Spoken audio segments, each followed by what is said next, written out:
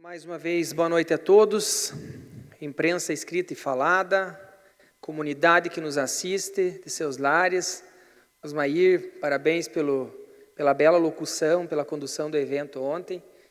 Quero parabenizar aqui a toda a equipe da PAI, onde conseguiram reunir mais de 400 pessoas na musical. Isso estava uma festa maravilhosa, assim como é a PAI.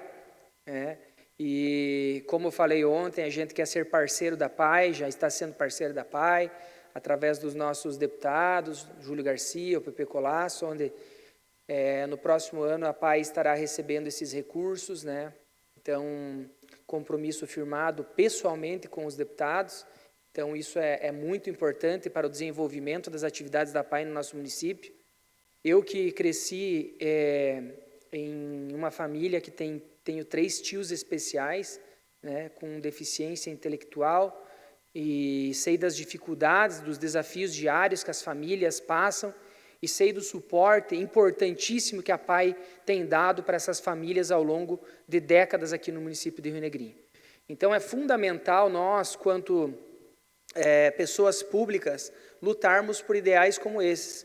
Ontem ainda eu falava que muitas vezes nós colocamos prioridades em nossa vida, mas as prioridades muitas vezes que nós colocamos, Osmair, não são prioridades verdadeiras, E ontem você vai num evento como esse da PAI, ontem você começa a entender o que são realmente as prioridades, do que o mundo está precisando, e aí você começa a repensar várias coisas. Então eu acredito que esse mês de agosto, que visa essa conscientização, fazer com que as pessoas tenham mais empatia,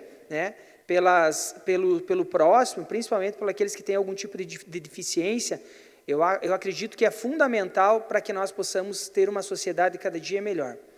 Então, parabenizo a Anelise, a Andresa, a Clícia, e em nome das 3, parabenizo todos os funcionários, o corpo docente da PAI, e também os pais, que fazem a diferença na vida dessas crianças, desses educandos, E, enfim, que podemos dizer que são crianças, porque apesar de adultos, eles têm uma mentalidade muito pura, que nem uma mentalidade de criança. Eu sei porque eu tenho meus 3 tios especiais, que têm mais de 50 anos, e a mentalidade deles é uma mentalidade de criança, uma mentalidade muito pura, E você vê a pureza neles. Então, enfim, é algo muito bacana que, com certeza, até uma mãe veio dizer assim: Andy, obrigado por tudo que você tem feito, está correndo atrás, enfim. Eu falei, não faria sentido eu passar pela vida pública e não deixar minha contribuição para com a PAI, Nós somos passageiros nos cargos públicos, e a questão é que, quanto pessoas públicas, o mínimo que nós podemos fazer é lutar por essas entidades, como a PAI, como a AMAR, como a AMA, Enfim, como a Rede Feminina, que eu acredito que a PAC, que são instituições. Você já pensou uma cidade sem essas instituições, Como seria a saúde dessa cidade, Como seria o desenvolvimento dessa cidade? Então, esse suporte que essas instituições dão para a nossa cidade e para as cidades ao longo do estado de Santa Catarina é fundamental. Também eu quero parabenizar aqui, eu quero dizer, aliás, antes de parabenizar, eu quero fazer uma cobrança aqui. Hoje eu estive visitando, até na próxima semana estarei fazendo um requerimento.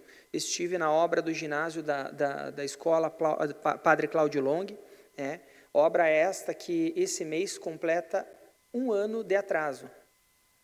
A obra, eu fui lá hoje fiscalizar, não tinha ninguém trabalhando. Até a gente entender, pegou uma empresa, desistiu, até abriu outro processo licitatório perfeito.